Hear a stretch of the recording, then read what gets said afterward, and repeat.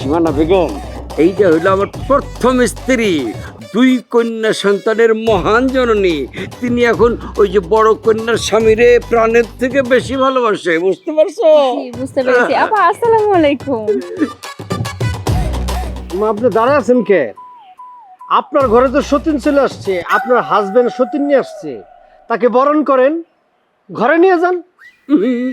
কারো কিছু করা লাগবে না, আমার প্রিয়তমা সীমানারে নিয়ে আমি নিজে স্বাধীনভাবে ঘুরে বেড়াবো, বুঝতে পেরেছো? বোরহান, জান পাখি, আমার এখানে দাঁড়া থাকতে ভালো লাগছে না। আমাকে ঘরে নিয়ে চলো। দাঁড়ান, আপনার এই বিয়ে আমি মানি না। তুমি মানো আর না মানো তাতে আমার কিছু যায় আসে না। পুরুষ মানুষ 4টে বিয়ে করতে পারে, শরীয়তের বিধান।